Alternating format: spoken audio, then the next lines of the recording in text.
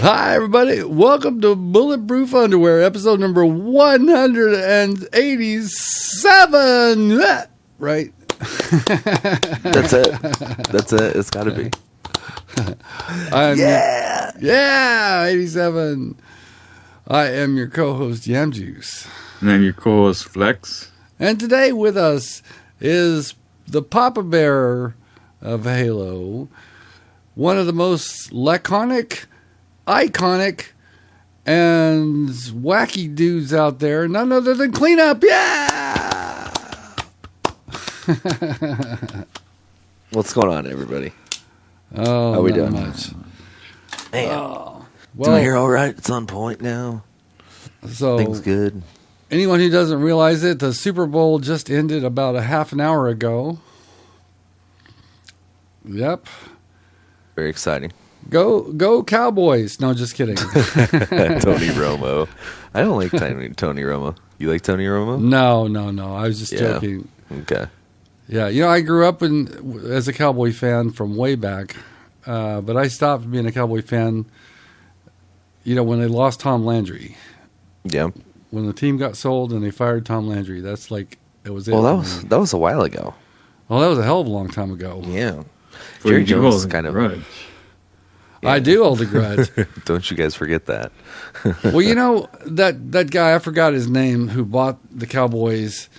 Jerry Jones. Jerry Jones, right? Jerry Jones, yeah. When Jerry Jones bought the Cowboys, you know how Tom Landry found out that he was fired? Through email, wasn't it? No, they didn't have email back then. He was coming back from a fishing trip, and he heard it on the car radio of his pickup. Wow, dude.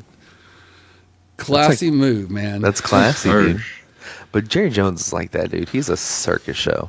Like, if you look at it, like, he demands attention, as far as, like, ownership goes, more than any other one. Like, Mark Cuban does the same thing, but the difference is because I think Mark Cuban's in a very, like, he's dramatic, but he's not, like, crazy dramatic and diva dramatic. I think that Jerry Jones is very much like a diva dramatic. You know what I mean? Yeah. I actually like Mark Cuban. He's just got a certain attitude. Like, yeah, go ahead and find me. I'm a fucking billionaire. Right. It's like, what can you do? Like, you know what I mean? The only problem that I have with him is he graduated from a rival school at Indiana University. So we don't like him around here. IU. Yeah. What's the mascots of IU? They don't have a mascot, but they're called the Hoosiers. The Hoosiers. Okay. Right. And it's a derogatory term throughout the United States. Not really. I thought well anybody known. from Indiana is often called a Hoosier. Right. But even that within itself is a derogatory term. It's something you would call somebody who is like slow throughout the Midwest. You would call them a Hoosier. Like, it's you can even look it up or whatever. So that's why we always say, anybody in Indiana can be a Hoosier. It takes something special to be a Boilermaker. So that's right. That's right. So that's pretty cool. So what is usually these universities have like a furry mascot guy running around on the field. What does a Boilermaker mascot look like on the field? What is that guy? Well, we have Purdue Pete, which Purdue Pete. Yeah, Purdue Pete is a typical like blue collar, hardworking, like just normal human. So he has like a very cartoonish, figure, but the art on the body is all 100% human form. It's just the head is like very mascotish. So, right. And it started like a while ago by a fraternity, and they have been doing different renders of the face and the helmet ever since. So, yeah. Well, the 49ers, the mascot they have on field is he looks like a prospector. He's got the giant head and a prospector like gear. Yeah. And his name is Sourdough Pete. Okay. That's pretty close. That's close. That's kind of lame. That is pretty fucking lame, if you ask me. Yeah, but dude, think about it. When I think of California and the 49ers and stuff. That's what I think of prospecting. Jangle Belly off of Aqua Teen Hunger Force, if you remember that. Or if you've ever seen that. I'm Jangle Belly. No. But you know what I mean? Like, Yeah. I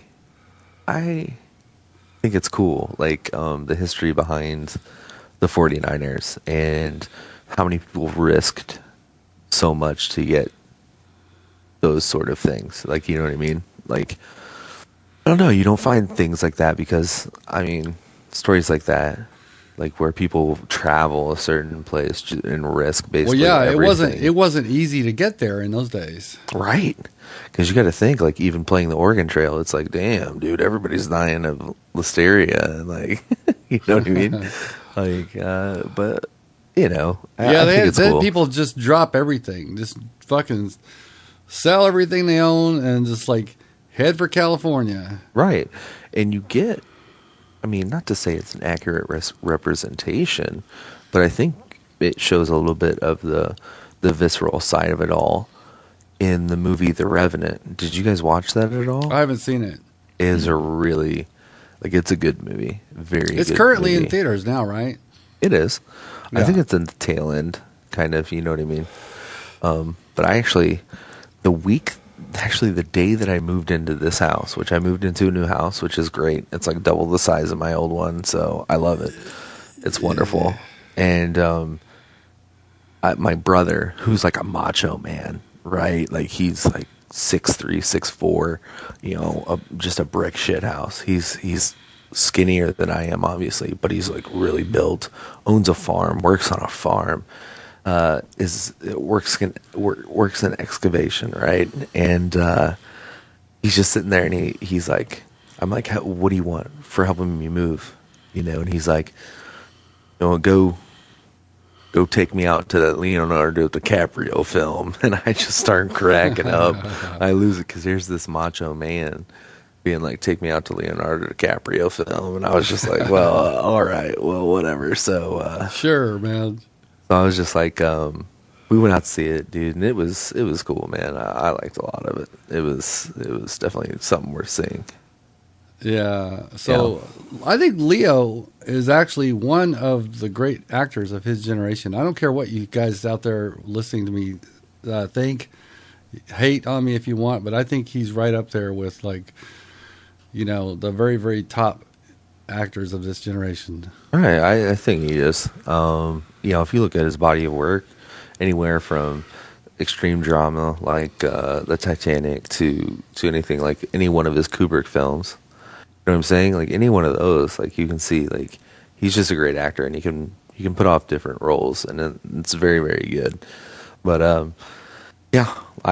liked it. I would recommend it to anybody. It's one of those ones where it kind of makes you want to go out in the wilderness and kind of hunt for a little while and live how like we used to live back in the frontier days, back when people were prospecting for gold.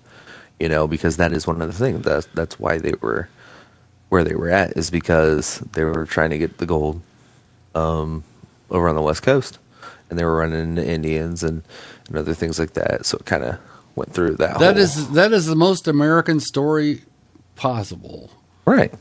That's America, baby. Yeah, that's American Tale right there. Also, that was the first thing to go viral. They found gold in California. They found gold. It's it spread like fucking wildfire. Like wildfire, man. Because gold was such a rare thing. It was it's like there's money just in the ground. Just take it. Just take the money right out of the ground. There's riches beyond your wildest dreams. But I could only imagine like how vicious the business side of it was. You know what I mean? Like battling other people, other companies and rival companies and stuff like that. I can only imagine, because it's like money in the ground. And if you see one person over there and he's from a rival company and you see him getting gold, like, what are you going to do? Are you just going to let him have it, or are you going to fight him for it? I'm pretty sure that's what happened a lot. That's our gold. Yeah, right. See, I think that's what would have happened. I mean, Yeah. I So don't know. I Flex, wasn't there. Flex, if you were back in the 1800s, would you have dropped everything and headed to California and tried your luck in the gold fields? Natch.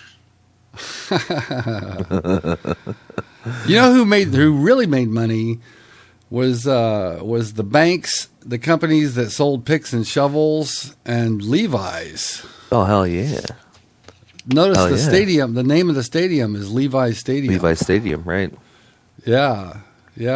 Which is huge out there. And The also Indigo there was Farmers. a bunch of bankers got rich. Right?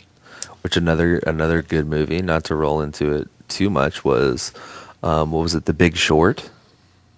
That was another movie that I watched recently, I think illegally. Whoa. Through streaming service. Now, And those are the guys who brought down the economy in 2008, right? Yep. Yeah.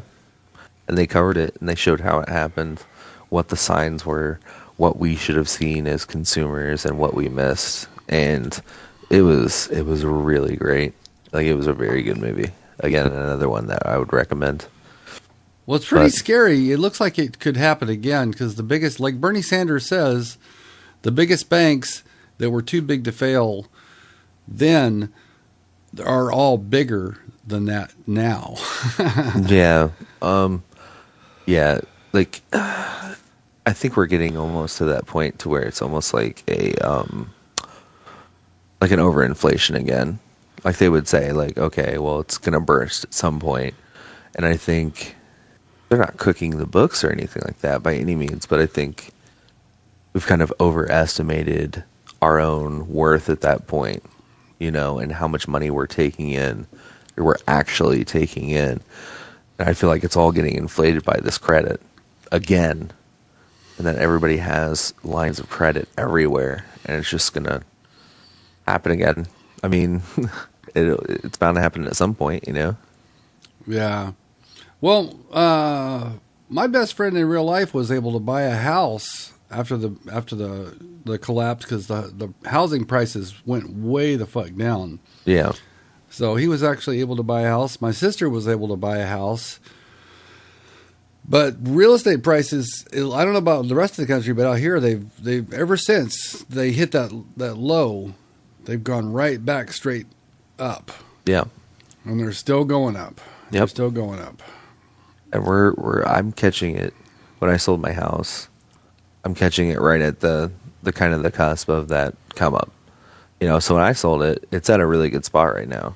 If I sold it up here, people might not have been able to afford my older home.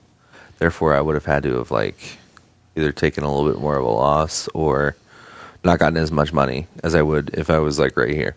So, yeah, I'm pretty happy with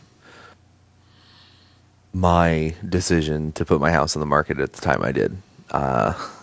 I mean, it probably we would have had more options, I think, if we would have had it in the spring. But I think right now, as far as us buying, but I think as far as selling goes, people were so desperate at the time that they're willing to do whatever, pretty much pay whatever, because we were the only house on our side of town that was on sale. So, yeah, it was pretty cool. So I'm taking it that it probably sold quick. Yeah, it sold like within, like by the third showing, it sold. We had an offer on it, so we were pretty happy with that. Wow. Yeah. Was it hard to get financing for the house you're in now? No, not really. I mean, but I have a solid job. My wife banks at the place in which we got our loan through. So, I mean, naturally, they knew all our numbers anyway. And we ended up going through there. I mean, it really wasn't that hard. Just because... You mean you didn't get a mortgage online? One of the advertisers for the Superbowl. No, was that's some just online so... mortgage thing. It's so ridiculous. Doesn't that seem like kind of like, oh, it's only a 2-step process? Well, I don't know about you guys, but dude, with my mortgage, it wasn't a 2-step process. It was like, you come back and pile of papers and shit, and they bring like 15 pens because you run out of ink twice, and yeah, Yeah. Yeah. Well, in the Super Bowl commercial, it showed somebody like they were at a theater watching a play or something. Like, I'll just get a mortgage. Boom. It's done. Boom. It's done. Yeah, that's probably legit. And if we were at that point, that's kind of like hokey. You know what I mean? Like, if anybody has the actual ability to do that, yeah, it's scary. That is pretty scary. Well, that's what brought the economy down. It was like subprime mortgages and all that shit. It's like they were giving mortgages to anybody, no matter what. Yeah. No backing, no down payments, nothing. You don't have to prove your income. Yeah. They don't care what your income is. They don't even have to prove your name. Yeah. They were just like, your dog could buy a house. Right. And that was the point that they made inside the actual movie of The Big Short or whatever, was like there were houses that were underneath dogs' names. You know what I mean? Jesus. And it was just like, oh man, it was crazy to think we were that reckless, you know? And we came from a point where it was that reckless and it was legal and nobody looked at it, you know? But yeah.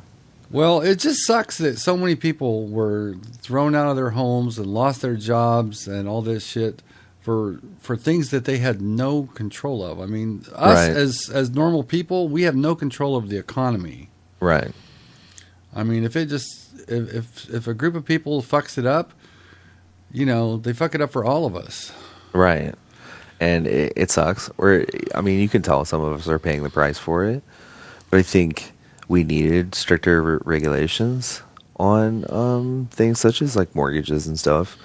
But the thing that it's really affecting now is like, okay, well, these banks have more money than what they know what to do with, and they can't reinvest it into small businesses because they're considered high risk now. So for banks to do, whereas before it was kind of role reverse, like there, you know, homes were like low risk, businesses were kind of like low risk or whatever. Well, because of people putting collateral as far as like their homes and stuff like that on a business, it kind of fluctuated it to where it was like, okay, well now we're not investing in small businesses because now we have large corp basically running the entire show, and now we can't afford to like take that sort of risks or take those sort of risks on people inside our own community. So it's really weird. If you were to go try to get a business loan right now, depending on what sort of credit you have, dude, they will say no to you. I've had a friend of mine, he had the virtually enough capital to almost pay half of what he was asking for, and the bank still denied him. Yeah. And it's crazy. It's crazy. The only solution you have is to go on Shark Tank. Right. Dude, I'm going to be in front of Mark Cuban being like, I hate your guts, bro, but I need your money. Like, give it to me. But yeah.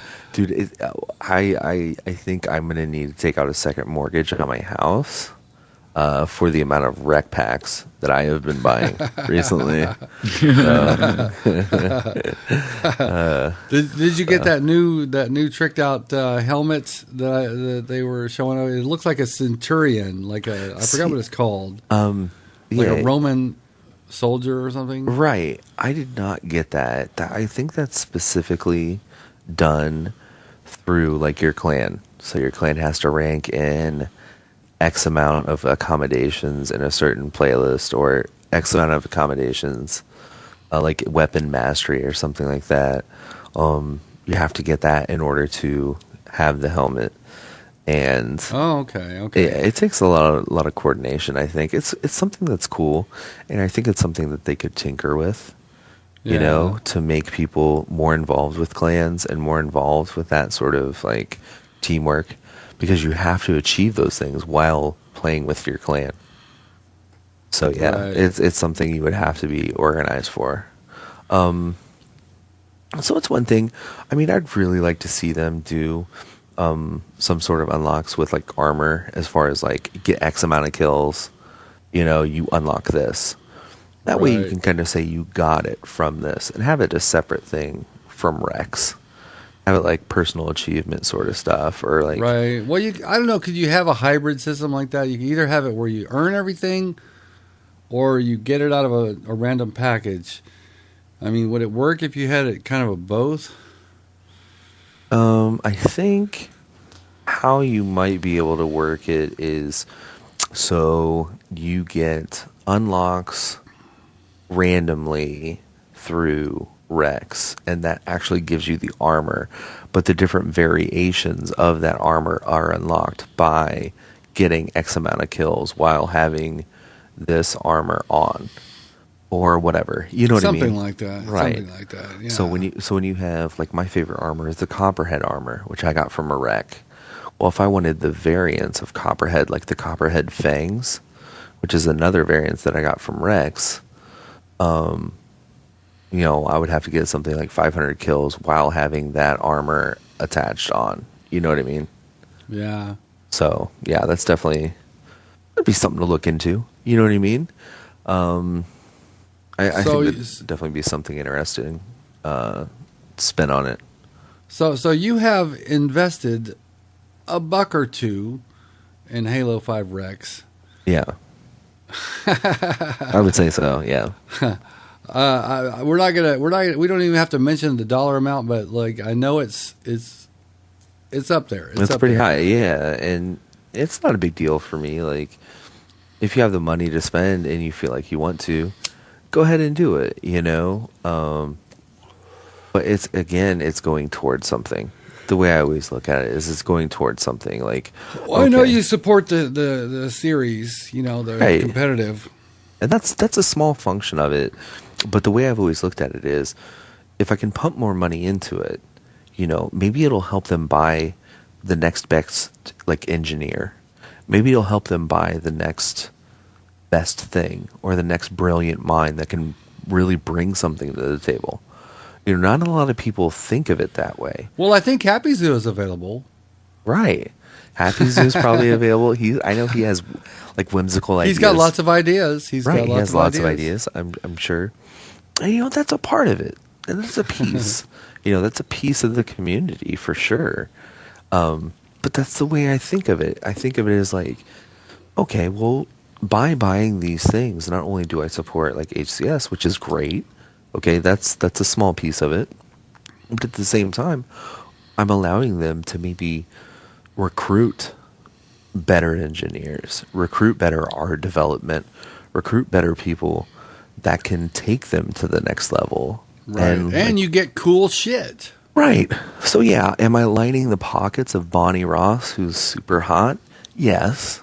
But at the same time, it could help them recruit somebody, you know, to make the game better. I mean, it's possible. So are you going on record as saying that Bonnie Ross is a MILF? She has kids, right? Well, I don't know if you have to technically have to have kids to be a MILF. I mean, It's a mom. Well, yeah. I guess Yeah. technically you would have to have kids. You would. Well, what if you're just a mom-aged woman without kids? You wouldn't be a MILF if you're hot? We call him a MILF, I'm sure of it. She has kids. I mean, there's no way a woman that okay looking doesn't have kids by now. Now, you know what I mean? how does a good-looking woman like that get to be high up in something like video games when everybody knows that the patriarchy is specifically holding women down? I mean, come on, that's impossible. Yeah, what is it that what is that shit they call it? Gamergate or something like that. Yeah, yeah. You know, it's fine. Women's rights don't bother me. You know, I have a wife and two girls. You know, I'm pretty sure, you know, they're going to feel some sort of oppression, I would imagine, at some point because of their sex or whatever. But, I mean, in gaming, it's done by basically a bunch of virgins. Guy virgins. And of course, like, you see a girl come in and be like, hey, I know a lot about this and this and this. They're going to raise her up, you know what I mean? Like, oh, this chick knows a lot. She's one of us. But, you know, I think she's a smart businesswoman. And obviously she has connections. You know what I mean? Like, yeah. Now, I know very little about the backstory of Bonnie Ross. Like, what company did she come to 343 from, and what was her history? You know, I really don't. I'm sure that there's quite an interesting tale there. yeah. And dude, I just saw somebody tweet something late night gaming or whatever. He said the level design person from Halo 5 was the same person who did Killzone 3. Really? And I'm like, ugh. Because I had like PlayStation, and my friends were always saying that we're on PlayStation. We were always like, play Killzone. If you like Halo, you're gonna like Killzone, or whatever. And I didn't. I never did. It never hooked you in? No, it just I know, never did. I mean, besides Halo, I know you like Battlefield. So, I mean, where does Killzone fall? Like Call of Duty, Battlefield, Halo, where Destiny? I mean, where does it sort of fall? If I were to put it like in that lineup, I would obviously do Halo, probably number one. A short second, I think, would be Battlefield for me. Like I love Battlefield. I'm slowly starting to turn that way, just because the community within Battlefield is very nice. Like they're very helpful, and they're always willing to try new things with you, crazy shit. And it's very fun. You know, Halo has become very serious, very, very much so. And I think Battlefield it can be serious, but 9 times out of 10, it's like, let's see if we can hijack that jet plane while ramping off of this hill, ejecting, pulling our parachute, and like stealing it from them. You know what I mean? Like, Yeah, they do whimsical shit, you know, and they participate very well in it, you know. Whereas we need custom games for that for Halo. So I think Well, Flex is a Battlefield dude. Yeah, I play some Battlefield now and then. like I'm down to play pretty much any time. Like I'm pretty much waiting for the next one to come out. I have Hardline, and I clocked in the most amount of hours on Hardline than any other game on my Xbox One. So, Wow. I mean, if you're ready, if you want to play that, like, I am definitely down to play. They do have ranked play in it now, which is cool. Like, so if you are kind of like the 5v5 sort of person, I definitely did that. I spent, I think, well over like 300 or 400 hours in that game. Shit. So, yeah, I spent a lot of time on that game, and yeah, I played mostly 5v5, and now they have ranked, and I did pretty well my first couple matches. I have them on there. My first match, I ended up winning pretty handily. Ended up coming back from down 0-3. So yeah, I'm down to play that, and definitely the new Battlefield is looking like, what I'm hearing, is going to be more on the like traditional Battlefield style. So that's pretty exciting. So the latest iteration of Battlefield, of course, you'd have to consider Battlefront, Star Wars. Yes, yeah. Right. I mean, so yeah. it's created by DICE, right? Mm-hmm. Okay, and it's got the battle word in it, so it obviously is like, normally there would, Battlefield 4 launched 2 years prior, Yes. and then they had Hardline in the middle, and then this would count as the next Battlefield iteration, right? Yeah. So when is the next numbered Battlefield? I feel like it's coming out. It's coming out this year. I don't think it's been announced yet, has it? It has not been technically announced, but they've said they've already kind of worked on it heavily. Well, I'm sure. Yeah, I'm sure they're Battlefront. working on it. Now, is it going to be Battlefield 5 or is it going to be Battlefield Bad Company 3? They're saying Battlefield 5. Yeah, I saw it was Battlefield 5. Yeah, it's more of the return. Like what the developer said was, it's a return of Battlefield, like as you know it, as you remember it.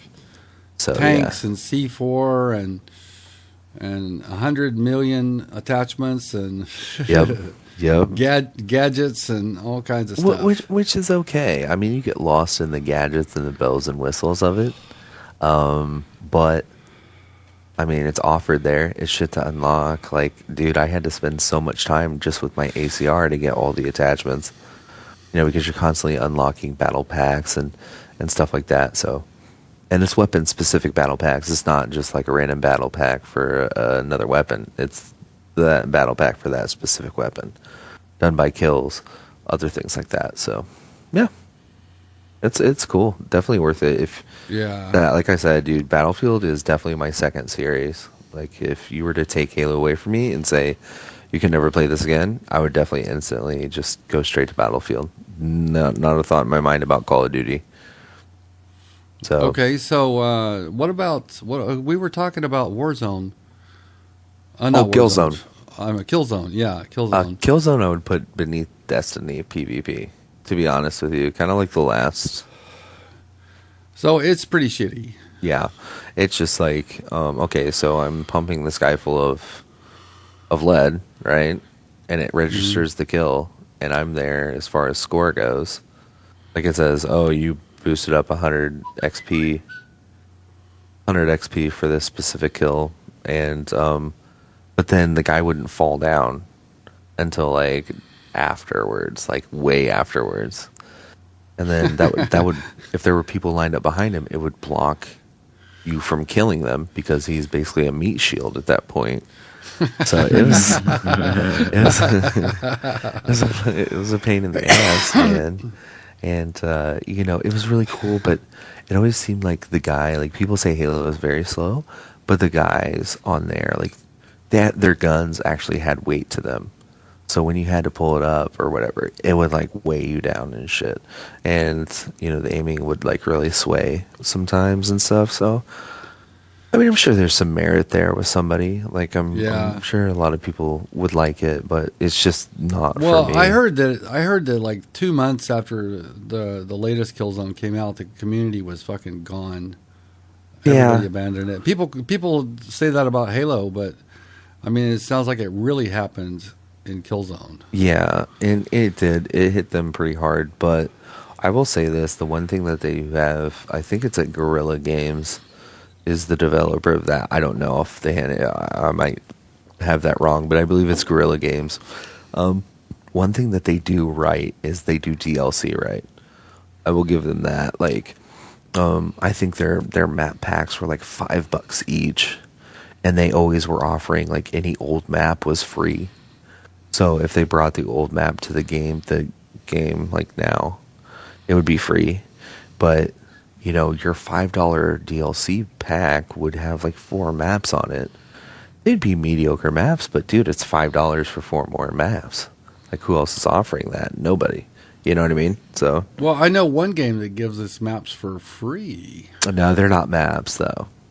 They're not maps. Like, they're just reskins and shit. Like, nobody spends their time testing this stuff. I'm sure of it. No, yeah. So far, I'm not a big fan of Riptide. That brand new Halo map. It's rough, right? It's like I can't figure out how it flows. I mean, I just can't figure out how it plays. Maybe I'm just like a slow learner, and that's probably true. But it's just like I'm not getting it. Yeah. I think the main battles happen right in between the area of top plat. Those 2 platforms where one is slightly higher than the other, that's where everything seems to happen. That's where it happens, because naturally that's where your power weapons are, and then off to the side is like your overshield, and then your hydro launcher to counteract the overshield is on the other side of the map. So naturally that's kind of like a meeting spot, to where it's like, okay, I'm working for overshield over here. The weapon to counteract that is over here in the hydro launcher, which can lock on and kind of negate the overshield. And then in between all of that, there's your rocket launcher, your spanker. So yeah, it's a lot of navigation there. This part's not really used as much as like this part. But yeah, it's still, it's not tight. Like, there's a lot of unused space, I think, over here. There is a lot of, downstairs there's a lot of unused space. Right, with like the beam rifle and stuff. I think if 343 has done a good job at tinkering with maps and kind of listening and saying, okay, well, we shouldn't really have on Overgrowth or whatever. They took the shotgun away. They took the shotgun away. They were really great about listening to that feedback and say, okay, well, you can't have your fucking camo right next to a shotgun. Like, dude, that's dumb. And having a sword in there too. So they put carbine, which is still like that is a great gun. Like, it absolutely melts people. But right. you know, but they have a rail gun, which, like, where the fuck? At first, when I was playing that, I was always trying to get the rail gun, and I realized it's not a good weapon on that map. There's not very many lines of sight that are. It's like you're going to be slaughtered by the sword guy, right? And also, I think like the railgun this time around in Halo 4. I don't know how familiar you guys were with Halo 4, but that railgun, it seemed like I could point it all the way over here, and it would kill a guy in track right over here. You know what I'm saying? Aim assist was really it would lock on. As this is more free flowing, and your aim assist is not as dramatic. So for me, in this particular game, without having that aim assist, the railgun is kind of like a non-essential weapon for me. Yeah. It just doesn't. A lot of times I would do just as easy with my pistol. Right. Exactly. So, but I think, there's a lot of things they have to work on. I still love Regret. I still love Truth. I still love Fathom. I like a lot of the maps that are on I there. love a lot of the maps. The Plaza map, I don't know why, but I really love playing on that map. I don't know, it's just like feeling of being in like a little tiny city or whatever, Yeah, it's like a real place. Like Chinatown almost, you know what I mean? Yeah, something like that. Like you're in some weird Kowloon or something. Right. Like that. What is that? That was Black Ops. Yeah, Original Black Ops had Kowloon. Yes. I sort of liked that map because of the way it looked, but I didn't like the way it played. The fucking jet, the jumbo jet that would go over the top, dude, just way too big. But yeah, I know you were a big fan of Black Ops. Flex, were you a big fan of Black Ops or no? Oh yeah, man, I love it. You liked it? Oh yeah. Man, that was my favorite. That was the best Call of Duty, in my opinion. The best. Yeah. Yep. Was it your guys' like first? Because what I'm finding, it was my first. Because what I'm finding is like normally people's most favorite games are the first ones that they play, just because it's your first interaction with it. Like my first Halo that I really played would be Halo 2. Although I had Halo CE at launch and stuff like that, and I still did. But they didn't have online matchmaking where you could just go get a match, Right, and that was cool, and but still, it was about like traveling with your 27-inch TV, stereo TV that you had to sweat to get in your car. Bringing your Xbox with your a 27-inch TV in those days was a heavy motherfucker. Right. And it was deep. It was at least as deep as it was wide. Right. And it was insane. And then like you always had to have that one friend that either had an apartment by themselves or they had really cool parents with a really nice basement. And then it was like then you had to buy the Ethernet cords, which back then were insanely like expensive. Mm. Yeah. Even for a 6-foot cord, you're talking about $25. So you're talking about having multiple adapters and multiple rooms. Like investing in Halo was a legitimate thing. You know what I mean? To where it was like you had this hub, and then you had to buy 20-foot cables to go to each room, which every door had to be closed. You didn't want people listening in to like call outs and stuff like that or strats. And that was cool. It was very fun, but nothing compared to Halo 2 and online. I'm pretty sure it was very shitty at the time. Like it was. Like I'm pretty sure connections were just god awful. I don't really remember them. I remember the host advantage and stuff like that. But you forget all those things because you're so hyped up because it's your first real Halo. It's So first because online. that was the first one that really hooked you in, that's your favorite still, right? My favorite Halo would probably be Halo 4 or Halo 5. But the times that I spent were on Halo 2. The nostalgic feel, the friends that I had, not to say any of you guys don't compare to that, but Oh man, Flex, we're chopped liver. chopped liver, dog. I mean, it's all liver. No, but not to say that's not like real or whatever, but the things that I learned, during just even that short amount of time was just amazing. So my favorite one for nostalgia was Halo 2, but my favorite functioning Halos was probably Halo 4 and Halo 5. I mean, Halo 5 is just, it's a remarkable game, top to bottom. Like It is. I love it. I think I love it more than Halo 4, and that was my first Halo, and I loved it when I played it. And I'm having way more fun on Halo 5. I don't know why. It's fabulous. I'm sorry. I don't know. It seemed just the overall balance of everything. It just seemed like we haven't seen a game like that, to my knowledge, since maybe original Boots on Ground, maybe Black Ops. Because in Black Ops, it seemed like a lot of the guns were just functional. You know what I mean? Like, okay, the hit detection was kind of weh, but the guns were balanced and functional, especially after their first patch. I contend that it wasn't the bad hit detection, it's the fact that the guns had actual recoil. And if you like, and they didn't have like the kind of like hit registration where, like, you're not really shooting a player, you're shooting a player model. Like a box, right? You're shooting, technically speaking, it's a series of boxes, like vectors, in an algorithm, It's like, how big are the boxes that you hit? Well, I think in some games they make the boxes big, fat blobs, and if you shoot anywhere near the guy, you'll kill him. Right. Some games, the hitbox is like skinny, so it feels like it's harder to hit the guy because you have to really hit in that box. Right. And I think that's what it was with Black Ops.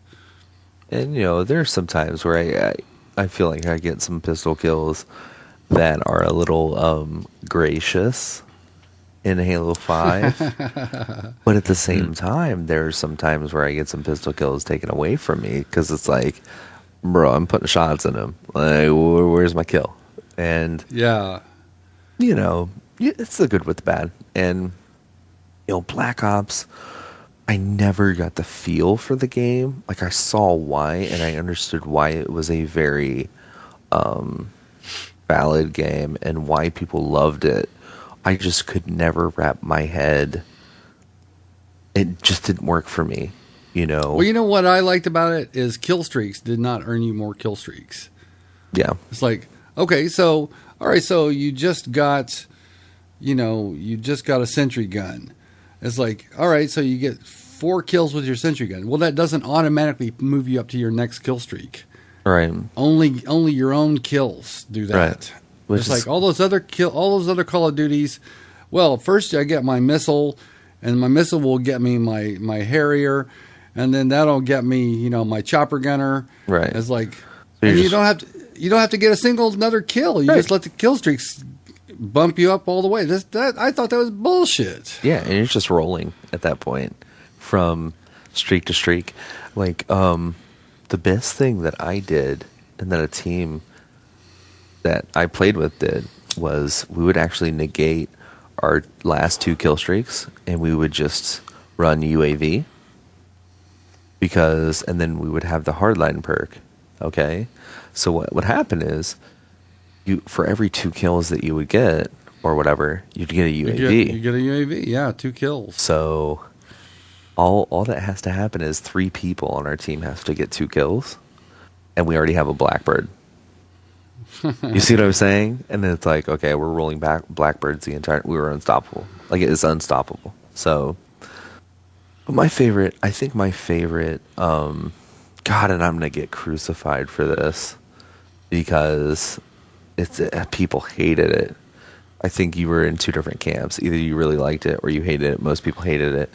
But my favorite Call of Duty was probably Modern Warfare 3. Really? God, everybody hates it. Oh my God. Yeah. Oh my God.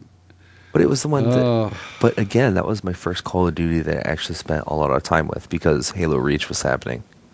So it was kind of like, you know, at the time it was like, okay, Halo Reach was there. I was very depressed about it and I stepped away from it. And then I tried to do like kind of like the arcade scene again, and that really wasn't working for me. So I was like, let's do Modern Warfare 3. And then I went up to, you know, Illinois, did a couple tournaments with Mad Gear, and it was really fun. Got to meet Nadeshot, got to meet Golden Boy.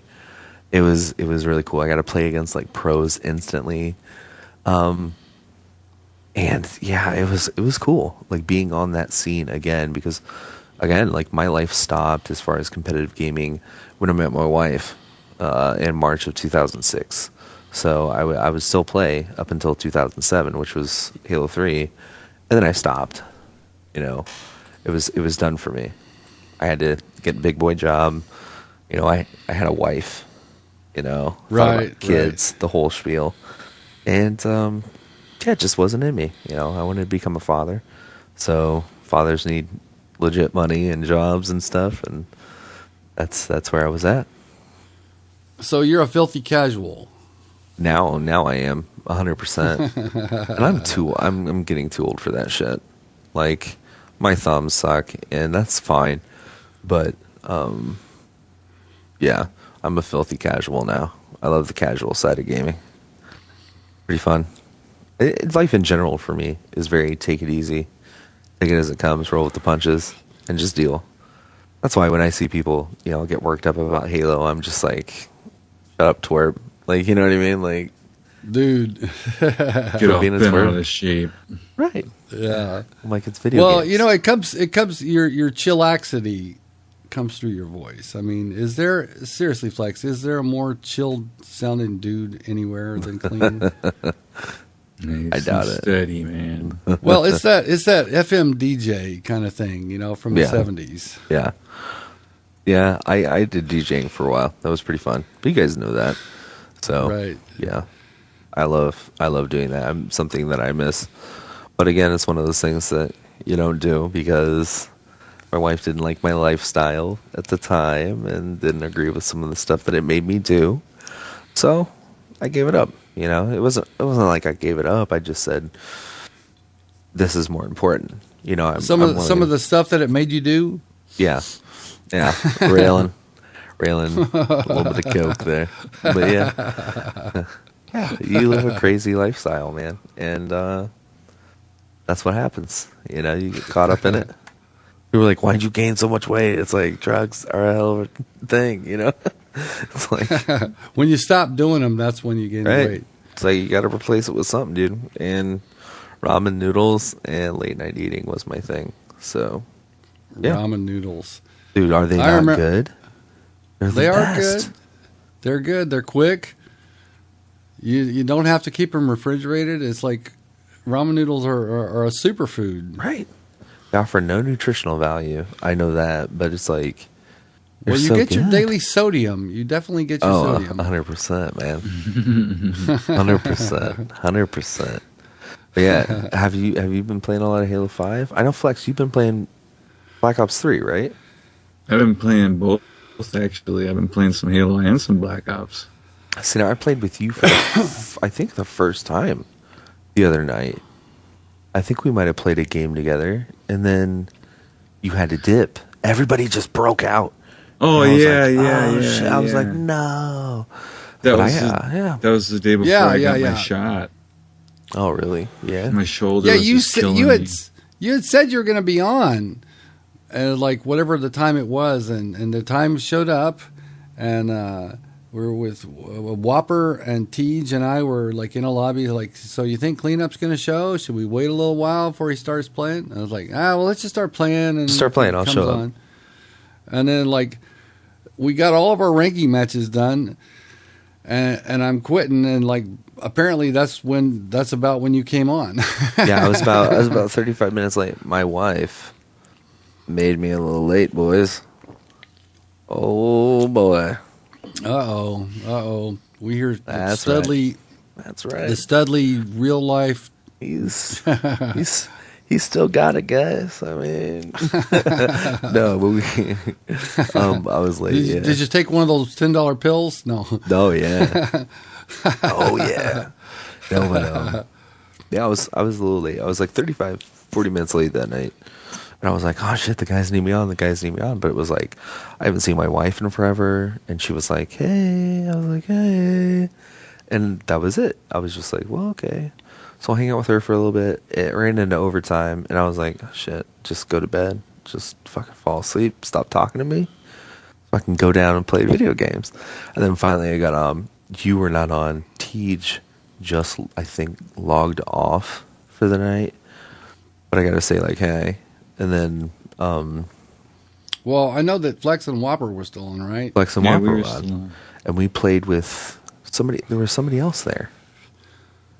There was one more person, I want to say. Was it Grimnar? Was it Logan? I don't remember. I don't know, but I was having problems with my mic. I got a brand new headset. Oh, So, what do you got? What is that? It's just some regular Turtle Beaches, man. XO ones or something like that. So it's cool. But also, that was like the reason why I wasn't doing commentary is because I didn't have a headset. There was a lot of times where like I wanted to do commentary, but I can't because I don't have the headset, and I can't because my PC doesn't work.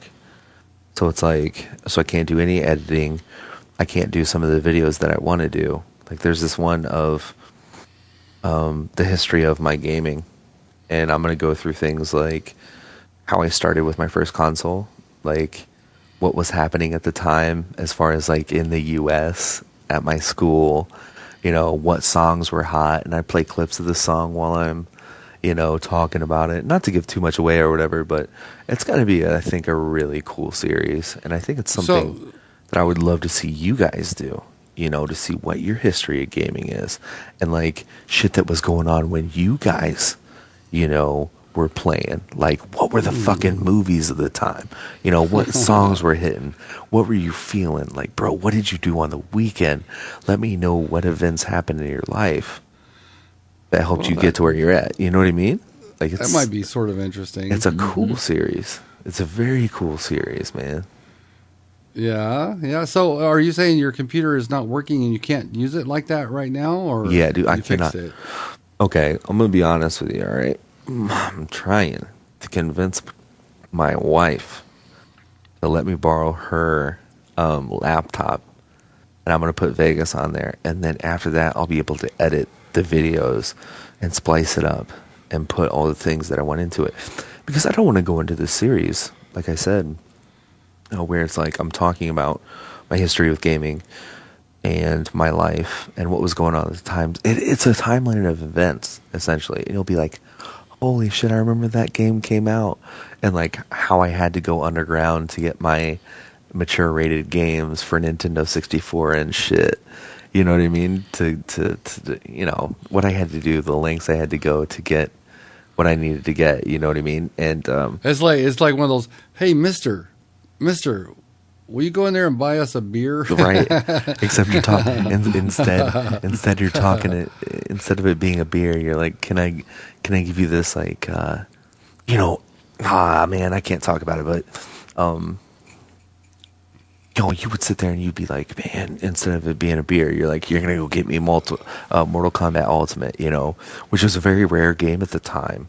So you would see people pay, like, I know I paid about $80 to get this game.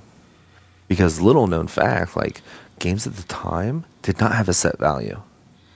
And games at the time were almost as expensive to get as they are now. Like I said, I paid $80 to get Mortal Kombat Ultimate Edition for Nintendo 64.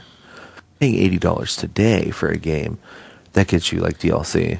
or something like the first Right. patch. How about the first patch unlock or something? You know what I mean? That'll buy you the first patch where they give you like something like a skin or something for a gun. But there was no set value, and you had rare games that KB Toy Store or whatever Toys R Us would carry, but they would also raise the price on. They would jack them up, huh? Right. Whereas you would buy Blast Corps, and that would be like $30. You know what I mean? Yeah. At Rampage. Yeah, I used to get my Atari 2600 cartridges at Toys R Us. Yeah. And like they had this wall of like blue sheets, and you'd pull a tab, and then they'd run it to the back. You'd hand it to the attendant. They'd run in the back where they had all the games, and they'd pull them out.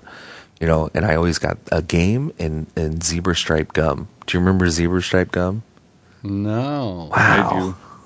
I do. That stuff had lost flavor within like 2 seconds of it entering your mouth. You're like, oh, it's orange, and now it has no flavor. Yep. That's what it was. So they still have it. They still had it, but that was the only place that I actually bought it. So yeah, I'm very excited for this series because I haven't seen a whole lot of it on YouTube, and it's something more of like a journey to show you kind of like the things that we do for gaming and how it's just a small piece of It's what's a part of a whole. It's a part right. of a thing. It's a zeitgeist of your life. Right. And it's like, how does this fit in? Like, does this fit in with like the sports athletic clean? What did I have to do while I was winning like my state championship in 2002? But I had Halo at the same time of doing weekly tournaments inside my neighborhood of like NBA hang time and Combat Evolved and stuff. Like, how did I balance that? And like just doing stuff like that to where it was like there was a lot of things that were going on. Like, I have cheesy videos of me doing a solo in choir at the time because I was very much like into choir and choral arrangements. And Are you music. telling me that Cleanup is actually literally a choir boy? I was a choir boy, a show choir boy. I tell you what. But I was also very big into sports. I was big into partying. I had a crazy life when I was younger. My parents used. Are you gonna put snapshots in the video? There will be snapshots in there. Like I said, music from the time. I'll move from spring, summer, winter, fall of a specific year. Tell you what happened in certain events. Like, Are we gonna see Cleanup with a mullet? Dude, I had a mullet in the early 90s. I might be able to fit that in there. Dude, I had I was really big into mullet hairstyle, and I had a rat tail as well as Pocket Monsters. Do you remember Pocket Monsters? From like the early 90s? Damn. Showing my age here. But you guys were different. Talking about Pokemon? No, there's a monster in my pocket. And like there were like these little tiny action figures of like monsters and shit like that. Okay, it must No big deal. Yeah. But I was really Yeah. big into that. Or GAC. I was huge into GAC. Do you remember? I remember that shit? GAC. That's that goo, The that ooze. stuff. It was the ooze, man, and it was amazing. I had it all over my room. Not like that was like in the late '80s or the mid '80s or something, right? yeah. And man, I tell you what, there's a lot of things. Gaming has been such a big piece of my life. But it's something that has a place, amongst other things. Like there's Gaming Kleen or Gaming Brandon, and then there's Brandon who was, into choir. There was Brandon who was into like a different stuff. You know what I mean? So there's different stuff, man. I mean, it's cool. It's going to be a cool series, I think. But again, Okay. It takes editing. It takes time. And it's going to be pretty cool. So I want you guys to do it. I think it should encourage people to make their own timeline of events. Okay. You know? Well, I'm not going to do it till after you do yours, so I don't. Okay. I don't want to preempt your thing. Right. But it's going to be Yeah. it's going to be multiple videos. Multiple videos. Well, get your wife's laptop. Put your foot down. You're the man of the house, man. Yeah, okay. Whatever you say, man. Whatever you say. But, yeah. A man's got to do what a man's got to do. Yeah, I feel you. Maybe I should. See, and she's taking your shit. She's taking your shit. She just robbed my cigarettes blind. See? She didn't know I had a spare pack. Oh, look at that. Oh, shit. You know what? I smoke Cools because I'm cool. That is true. I drink Rockstar because I'm a rock star. You're a rock star. I drink Monster because legit I am a monster. But yeah. I won't argue with that. But, I mean, you can tell this right now, okay? Number one, you can tweet Modest Major after this. I'm calling his ass out. Okay. Let him know. Him, I'm gonna call him out right now. You can call tell him him Major. You can tell him to skip forward to this. He has a little clan by the name of the Req Raiders. He does have a clan, and I think you're a part of it. I am part of his clan. Yes. I'm gonna let you know. I've been looking at your guys' Req game, and it's weak. You didn't. No, you didn't. Compared to the Battle Royale, Req game, dude, head swivel, nothing. All right. If you want to run down a list of all the Reqs that I have unlocked, it'll put your guys as the Req Raiders to shame. Okay. And I am asking right now that either Modest Major gets his Req game up, or leave the clan and let me take over. Because my name is Kleen Rex. Rex as in requisition packs. Well, I meant to ask you about this. I was going to ask you about it in private, but why the hell not ask it in front of everybody? It's like when I signed up for the Major's clan, they had just that day announced it. And the first tweet I saw, somebody starting a clan, was Modest Majors starting a clan. I'm starting a clan. It's like, who wants to join? So I signed up, and I was the third person who signed up for his clan. Yep. 5 minutes later, Cleanup tweets out, "I'm starting a clan." Right. And okay. So I'm already in this clan. Right. My original intention with clans. Modest and I didn't talk about this before or anything like that. It was just kind of like our own ambition or whatever. I think he wanted rec packs. I wanted to actually start something. But the problem is that the people that were in my clan were not interested in the game at the time. Okay. But the way I wanted the clan to work was like an old school clan. Okay, to where you had the four main heavy hitters being me, Crazed, Rapscallion, and I think Elite Assassin. Okay, right. And Raps dropped.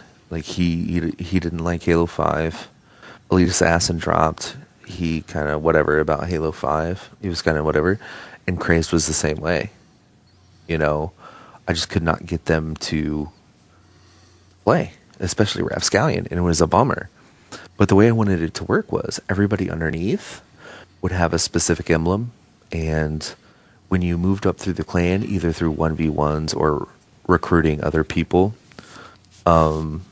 you had the ability to unlock a certain emblem or whatever, a certain color scheme within an emblem or whatever, and you'd work your way up ranks. And then we would have maybe different teams that would roll together in clan matches or whatever against other people in squads, whether it be Warzone or we have a Warzone night and stuff like that. So if you wanted to join Battle Royale, actual Battle Royale, you would join the clan, and then automatically you would have a network of people that you could play with at any given time.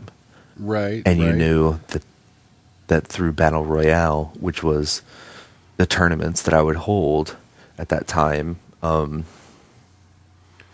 you would have an automatic amount of people you would be able to rely on at any given time.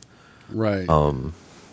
Through like Halo lobbies and stuff like that. So well, Flex is in the Battle Royale clan. he is. Whopper is in the Battle Royale clan. He is. That Tej Battle Royale. isn't. He's in a. It's like everybody I play Halo with is in that clan. Why See? am I not in that clan? Well, I mean, you joined the Req Raiders. I mean, you jumped the gun. You didn't. Listen, you you didn't jumped have the a gun here. You didn't have a clan. It's like when I signed up, you didn't say anything. Because here's the thing: I originally did not go into it all willy nilly.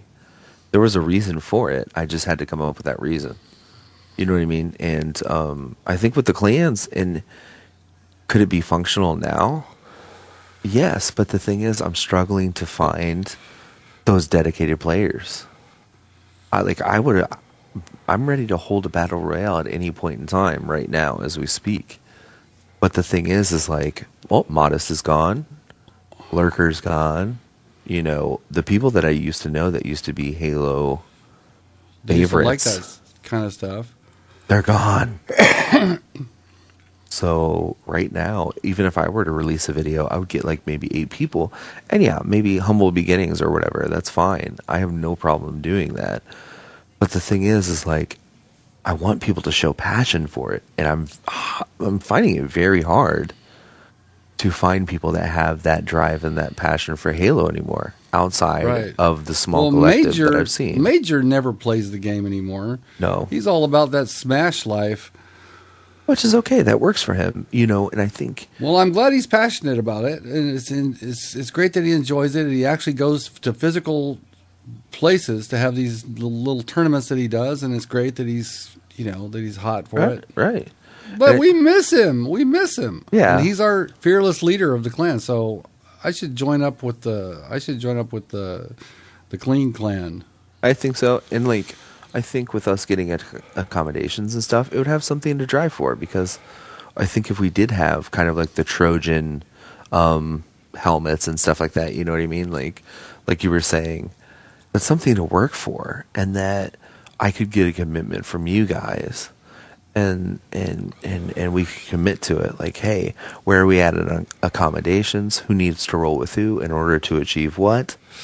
You know what I mean? Like, it's very... Well, I don't know how much commitment I can make to this or that, but I'll tell you this: I have a commitment to play the game because I love playing the game. So do I. I do, and I play it almost every day. I mean, like I said, I've worked 50 hours within the past 3 days. So, dude, that don't give me much time to play. I don't have much time to play. I know. But yeah, that's what I wanted. I wanted people. Originally, I was going to kind of make amends with the Halo community, because the way I kind of left it was very sketchy or whatever, and that was my bad. But it was very much I was tired of the people that I was dealing with and the people that I was talking to, and the way they felt towards Halo didn't match up with the way I felt. So naturally there was this divide, and I left it. And it kind of made people salty, and I got on people's nerves, which I totally understand. But originally, with Halo 5, I did want to hold tournaments and stuff. But again, it was that lack of passion from people that discouraged me. And it still discourages me from this day. Well, you know what? To even create content. If you go online, there's fuckloads of people playing that game. So I have kind of resigned myself to the fact that not very many people on my friends list play the game.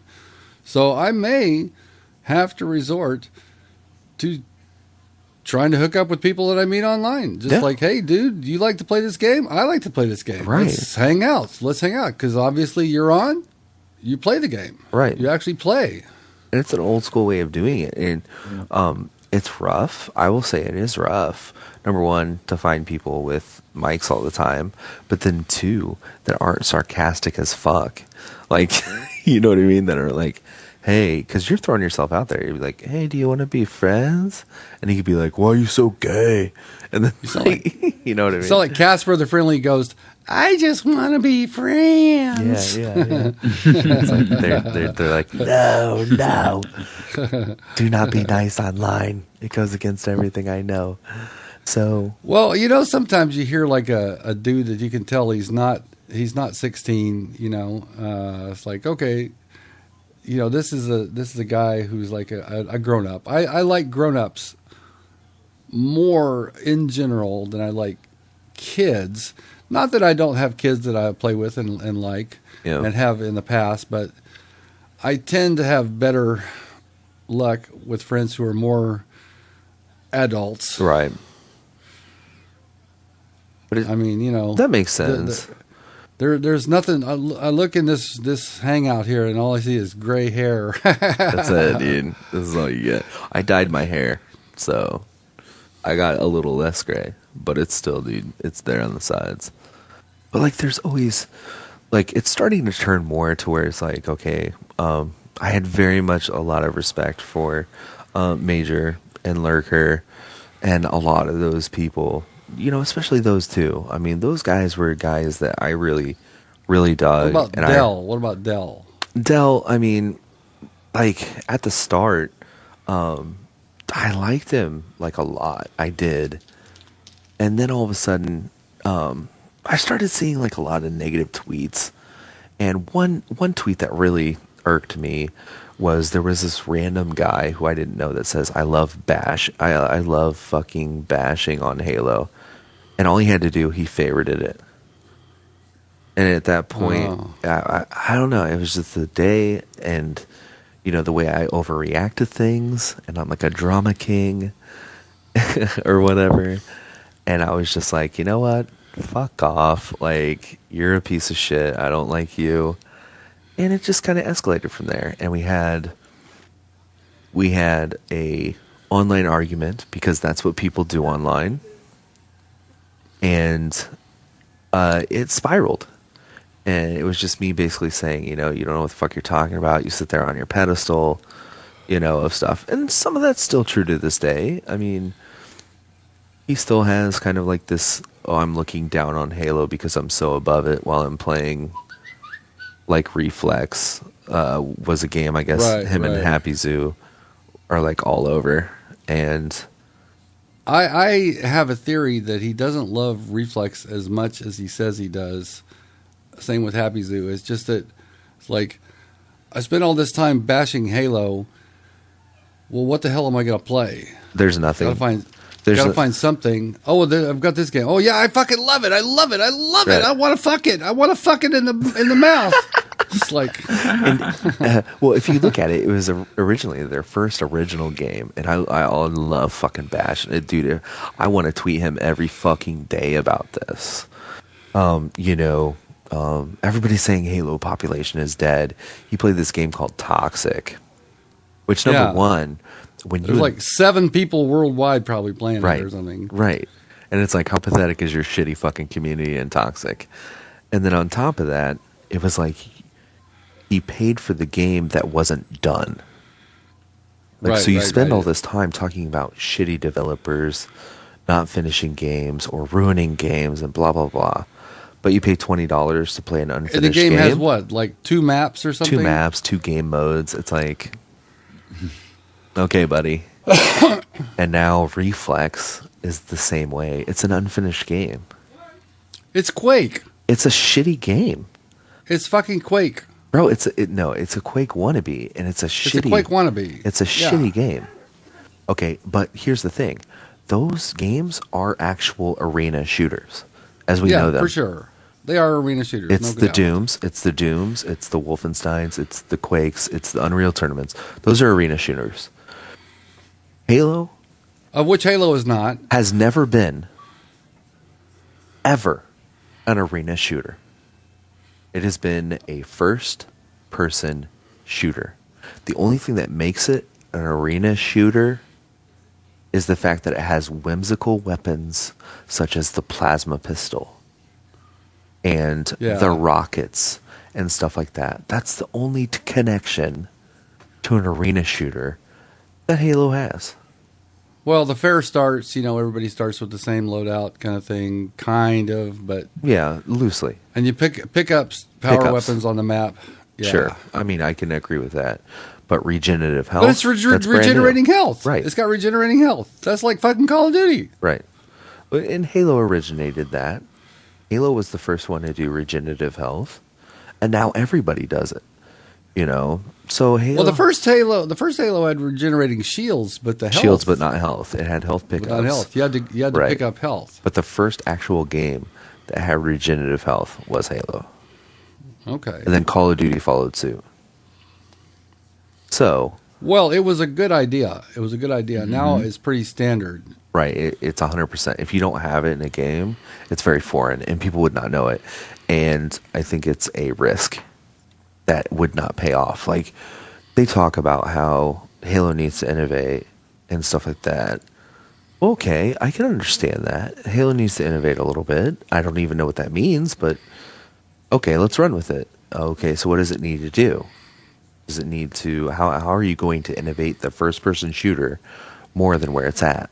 And people are saying, no, digress it. Like, take it back. Oh, just take it back to this nostalgia. Okay, well, we did that with the MCC. Okay, sure, it was broken or whatever, but if people wanted to play all of these... It's not broken now. It works now. Right, so if you want to play your fucking old school maps, play them. Like, don't bring them to Halo 5 and say, I want to play the Pit. Or I want to play Guardians, or I want to play this. No. They made MCC for a reason. Stick to MCC. Okay? What I want on Halo 5 is legit new maps. And you can bring back old school weapons. That's fine. I think the Hydra Launcher is one of my favorite weapons that's ever been inside of a game. Like, it is an amazing weapon. And it is one that they need to keep on in the series. I think the Plasma Caster is a great weapon. I think all of these things are a great direction that a lot of people are missing, that are really like kind of innovative and kind of new to the series, that are very striking and very great for the series.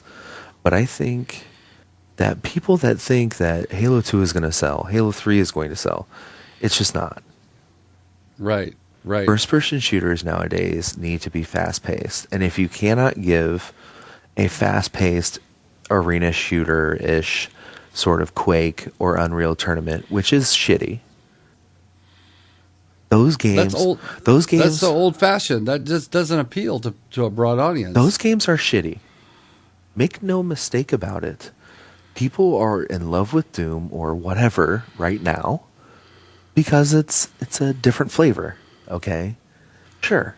But within 2 weeks, when the population dies and they realize it's a shitty way to make a game, or that the industry has changed and this is no longer an accepted term, then it'll be over. Like, that game will be done. Reflex is done. Okay, nobody gives a shit about that game. Nobody gives a shit about Toxic. Nobody truly cares about, like, Quake. Like, really? Like, Quake. Who cares about Quake? Every day Happy Zoo makes some kind of a tweet like, oh my God, I'm having so much fucking fun playing, what's that? Reflex. Oh my God, Reflex is so awesome. I'm just having the greatest time of my life. It's like, yeah. I would watch it. How many people have you recruited with your with your cheerleading? You've been beating the drum. I know if he watches this or whatever, but dude, he constantly has his tongue up Dell's ass. Like, that's just the way it is. And like, I've seen some of their back and forth, like, oh, 1v1 me, but I'm not as good as you. And like, bro, it's so disgusting. Like, it's well. Oh, he does like to put up like kind of these pearls of wisdom from the mouth of Happy Zoo every day, which is fine, dude. Like, it's cool. It's It's cool. cool, man. He's 14. Go for it, dude. Go for it. yeah, and like, I really wish that I would have taken those risks when I was 14 to really say, connect with other people. Maybe that might have more knowledge about a certain situation, but To be honest with you, to listen to them talk is mind-numbing to me. I know they've become PC master race. It's like you get Like- like when you say stuff about a gun and like you're sitting there and you're saying, but it changes the meta by doing this, and you're improving this, but you're not balancing this, and then it's just not working here and there. You have a fucking gun, and people have the ability to have that same gun. What can you do with it? Don't give me this bullshit fluff, hand jobbing, while giving me the fucking undercarriage stroke, okay? I don't want to hear that shit. All right, is the game a good game?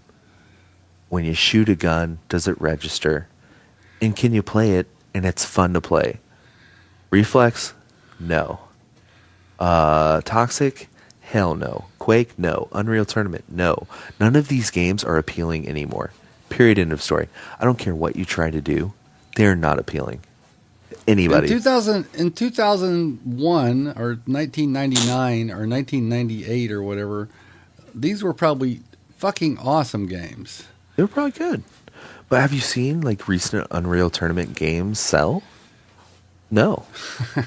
No, you haven't. Well, in all fairness, they are bringing Doom back. I saw a trailer for it just today. It's like, wow, that looks fucking fun. It does. It looks very like visceral. It looks very. Oh my God, you're chopping the shit out of these guys. You're just blowing bits and goo and It stuff. looks cool. It's like blood. I will buy it, and I will play the. I'll play the horde mode and the campaign. I'll play the sure. campaign for sure, but the multiplayer, I'm sorry, it's just not. It's not appealing, man. It's just not. Well, I don't know. It's hard to know. Well, they've played it. They'd had an alpha, I think, and they've had a closed beta that certain people have been invited to.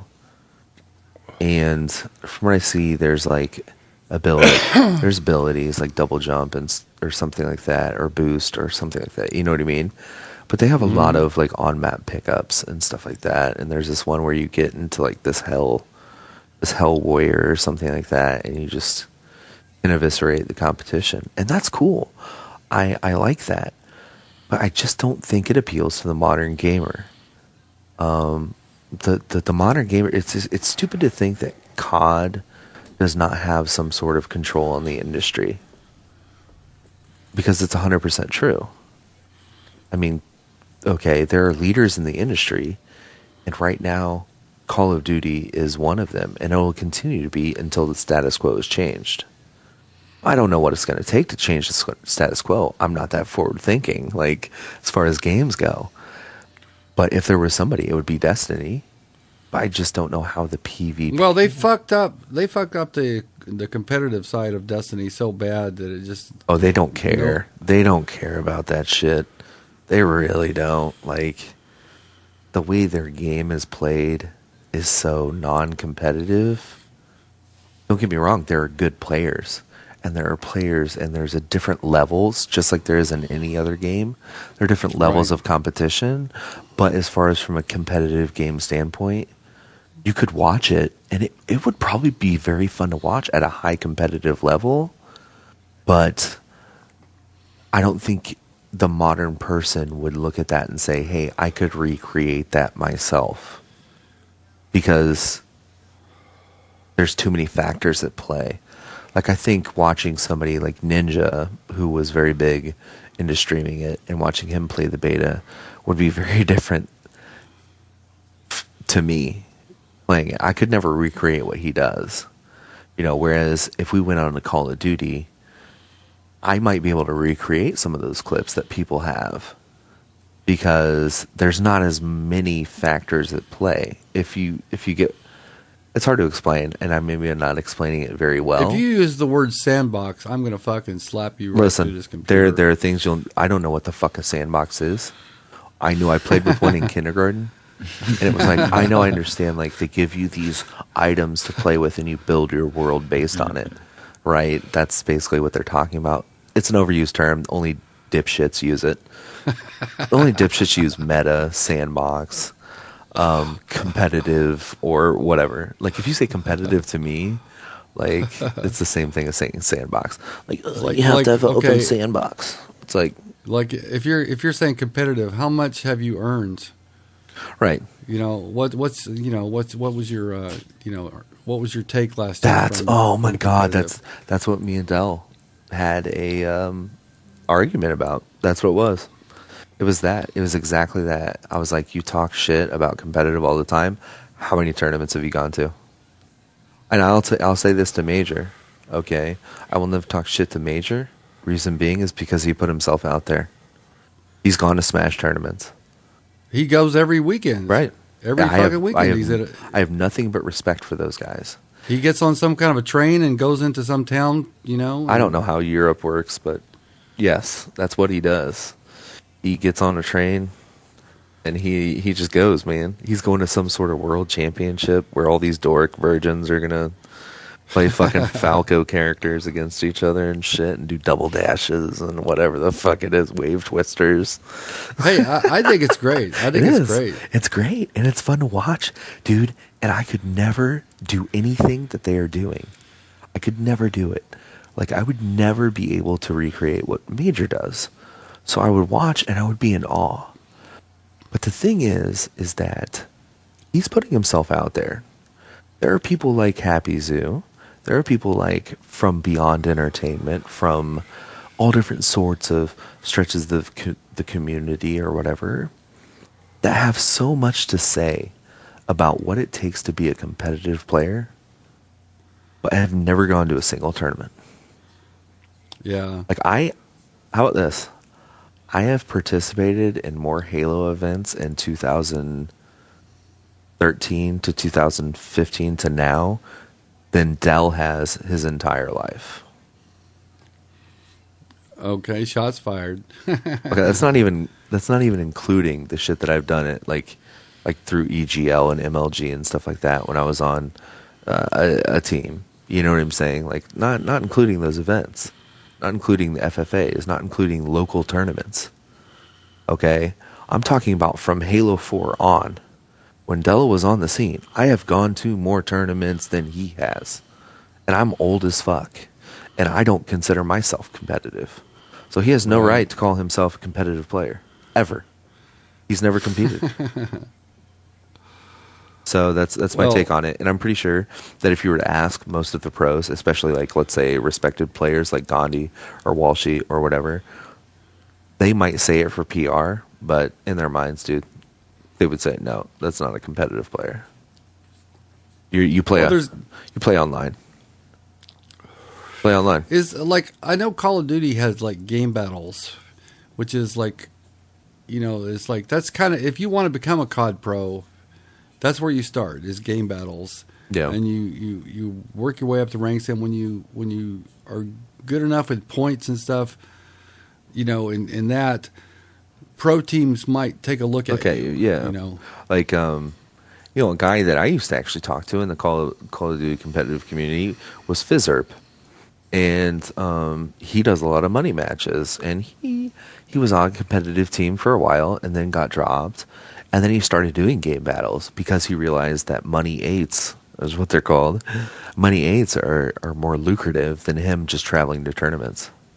So he would participate in those, and every now and then he would go to a tournament. But for the most part, he does just game battles and stuff. 1v1s, 2v2s, money 8s, stuff like that. You know what I mean? So now I would argue that that's competitive. I would say that's competitive. If there's money on the line, I would consider it competitive. Right. Well, if it could possibly lead to being like a moneyed pro, it also would count as competitive. Well, it's like that's the path you have to take. I mean, like say you're some hot shit COD kid. It's like, oh yeah, I stomp the shit out of everybody every time I play.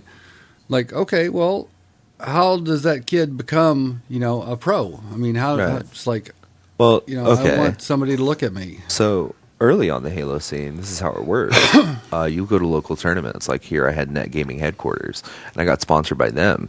And you would do FFAs and stuff, and you would kind of put your name out there, and you would maybe post gameplay on the Halo forum. and stuff like that. And that was cool. And you would work your way up locally, and then all of a sudden there would be like a big tournament or something like that, and you would go to it. Like us, we had the EGL, which is the Electronic Gaming League, and you would go to that, and then all of a sudden you'd see kind of like your regional players, okay? And there was always like 3 or 4 teams that were very, very good from your region. Like we had people come from, it was in Indianapolis in '05, and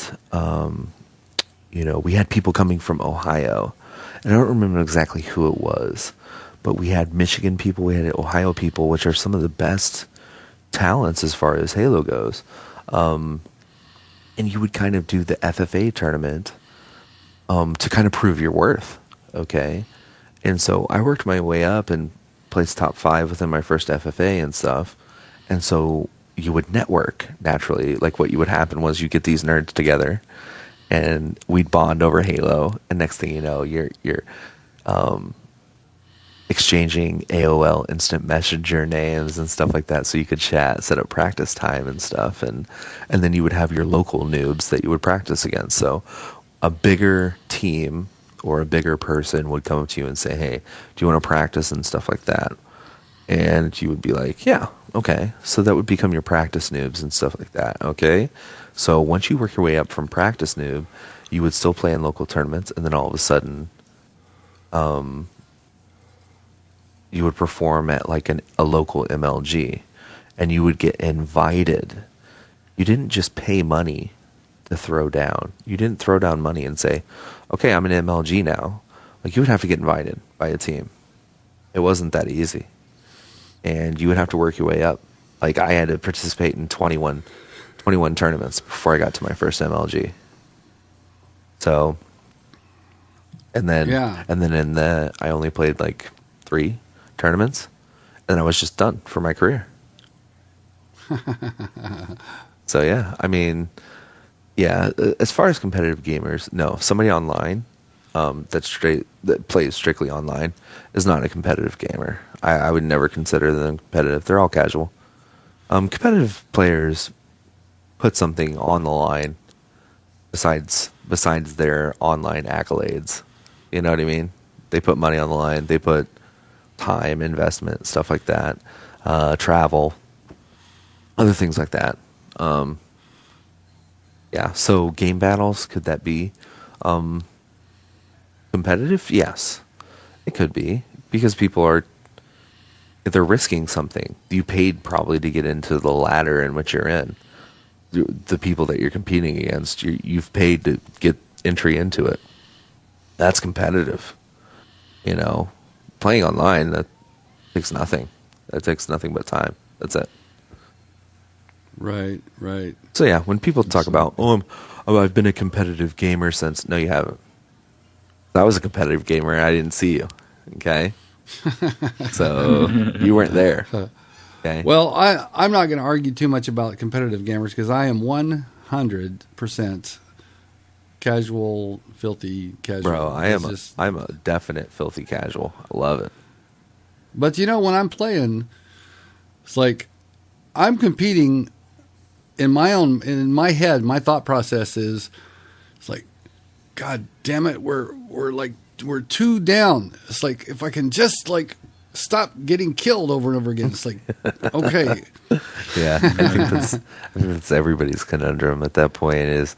But I heard you got what, like a killing frenzy? And I got a killing frenzy, and then I got another killing frenzy, which turned into a running riot. Jesus, I got a running riot. You're a sicko, dude. I'm gonna have to start getting in lobbies with you so you can carry me. I'm telling you. Well, it was like, and you know what's funny? What killed, like, I think I got one more kill after the running riot, and then my sister Bejeweled betrayed me with a grenade. Who knows where I could have gone from there? Sky's the limit, dude. It's like, with the M juice, sky's the limit, dude. I mean, well, it's like, you hate to, like, maybe I could have, it's like, where could I have, like, perfection, gone with that? You could have gotten, like, a lot of different stuff, man. Like, yeah, and I ended up getting betrayed by a grenade. Squandered. My sister Squandered by fucking She stuck me. Squandered by a noob. But I should expect an upload off that gameplay, right? Yeah, I saved that motherfucker, I tell you. Yeah, you should, dude. Every single clip, man. Every single clip. But yeah. Yeah. I got a 4 terabyte hard drive and it's filling up Ooh, fast. Shit. Yeah, mofo. Well, I built a new computer in November. And Dorcas Maximus over here. I gotta like That's show you. Like, it's a lovely pussy you have there. Wow, dude, the nerdery involved in that. You built it yourself? Built it myself. Now, why do you put the lights on the inside? Never understood. Why it. not? I never understood. Why not? I never understood it. It's like, why not? well, but do you invite people? It's like a fire. It's like having a house with a fireplace. Do you set that shit up in your living room and you're like, people, look at this PC? You know what I mean? You know what I mean?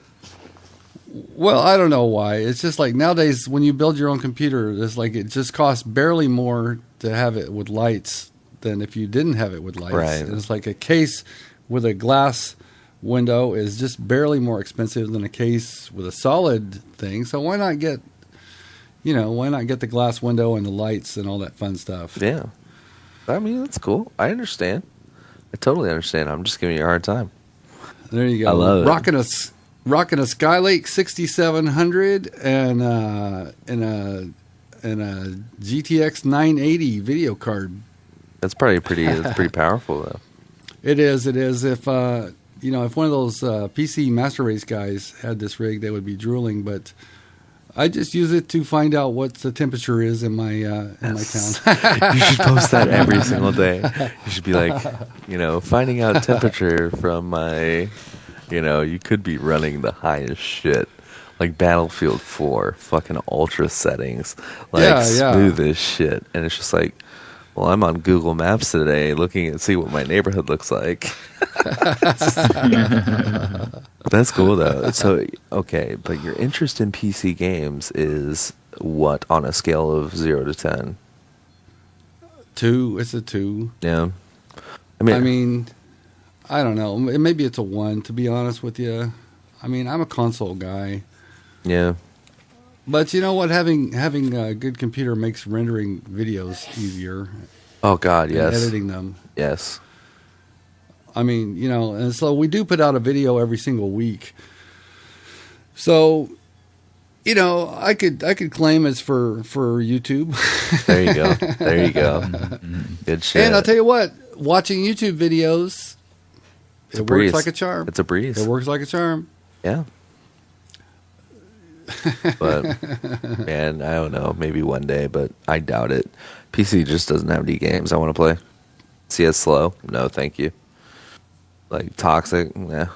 Maybe. Well, once you get used to mouse aim, you can never, ever go back to a controller.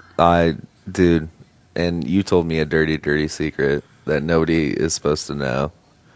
But I'm just gonna let you know that dirty secret is disgusting. Like it makes me want to like throw up in my mouth. So yeah, but no, it's cool. I think there's a new generation of players with Halo, and just like with any other game, I think for Modest Major to kind of give up or kind of say, okay, I've had enough of Halo or whatever, is fine. Like that's fine. But I'm having trouble trying to see who are the next people, you know what I mean? Like I love playing with Hawkeye. I love playing with Betrayed. I love playing, with Crazed and stuff like that. I did love playing with Rapscallion. He's gone now. And I just feel like so many people have left that it's kind of like it's scattered. And I want these guys to really, and I feel like they have a great attitude towards Halo. And I think if I can just roll with them and you can just roll with them, it'll be a great time. I just think, you attach yourselves on to positive people, you will have a good time with the game. You sit there and nitpick and try to look at every little thing like it's some sort of, expose of like bad company management or a terrible game or why the sandbox doesn't work, then you're going to have a shitty time. And I think these 16-year-olds and 20-year-olds that have this sort of mentality, like the Favens, like the Happy Zoos, are shorting themselves of having a good time by they're way too young to be this shitty in life. You know what I mean? Like, bro, you're supposed to be out like skipping rope, like having a decent time, like go out and enjoy yourself. Like, Yeah. don't take it so serious. Yeah. Well, dissecting a game and like criticizing it is like, you know what? I'm not real thrilled with this iteration of Call of Duty. You know what I did? Stop playing. I stopped playing it. Right. Yeah, I don't go on forums like with like 101 criticisms of the game and like these are I'm things I need fucking mad. I don't know if you could tell. This game has been shitty for 3 fucking years, but I still play it because I'm stupid as shit. Like, no. Like, listen, I don't need your shitty opinion on this game anymore. Just move on. Like, there's obviously, you're so above it. Just move on. Like, that's all you have to do. Well, there's plenty of games that probably could be criticized, and you know what? I don't play those games. Right. Like, I don't play Destiny. Why? Because I make fun of everybody in the Destiny community because they're stupid. Well, every once in a while, I like to make a little Destiny dig. Just every once in a while. I don't know why it gives me pleasure. Because the players that play it are stupid. They're legit the dumbest people on earth. Like, who is still out there playing Nightfall Strikes every fucking Wednesday or whatever they happen on? Like, who's out there? Like, who are these people?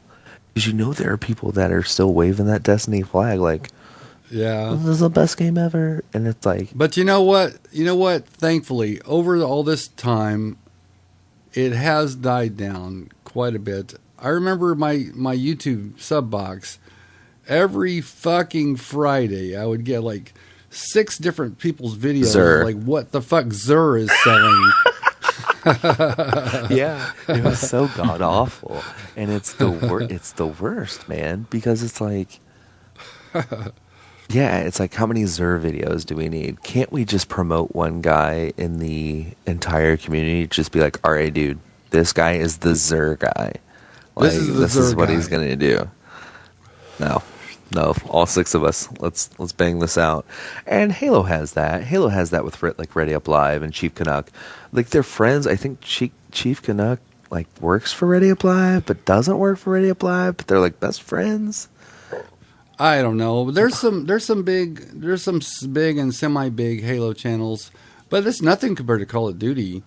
Yeah. If you subscribe to the main guys in Call of Duty, you're gonna get every piece of news that comes down. You're gonna get like, Drifter's going to have a video. Chaos Silencer's going to have a video. Allier. You're going to get one from T. Martin and Allier. They're all going to tell you the same thing. Right. But people watch it. Like. But the only difference is these guys have millions of subscribers and the Halo guys have hundreds of thousands. Right. But I think it's still something to be proud of. Not necessarily comparatively to... Because I hate it when people sit there and they say, okay, well, this community compared to this community. I don't think that's necessarily fair between any 2 games. You have to look at where you stand within your own community. And you have to look at it as, like, how are you raising up your own community? Like, when Faven sat there and said, like, something about, only 2,000 viewers to watch brand new content on your game. Yikes. And then I sat there and I said, build your community up. And he's like, well, what does that mean? And I'm like thinking in the back of my mind, of course you don't know what the fuck that means. And it just means that, like, how can you expect people to be excited about the next brand of content when you make videos shitting on the game all the time? And I discussed this with him on your Bulletproof Bulletproof Underwear podcast or whatever, YouTube, I sat there and I said, instead of doing it this way, maybe you should look at it like holding a tournament and playing the games that you want to play to build the community up rather than taking the negative light. He has yet to do it since, and I'm waiting for it. And I haven't watched his latest video, which is on Rainbow Six Siege. I think it's a very negative video about Rainbow Six. Well, who gives a shit? It's Rainbow Six. Like, who cares? Like, you're speaking to nobody at that point. It's like, these are the problems with that. No, that game just sucks. That's the problem with that. Like, it's not a developer thing. I don't know whether it's good or bad or what. It's not my game. I'm not a tactical shooter kind of guy. I'm not either. Those games are dumb. Sorry, they're dumb. They're dumb. So, I mean, I think he's better off maybe tackling like the Division, which is going to be a big game. I don't know why. Like, it's not necessarily for me. I've never been like a third-person shooter guy. I tried to. Never really got into Gears of War. Never really got into The Last of Us or whatever. I couldn't do it. It just wasn't for me. So the Division is going to be big.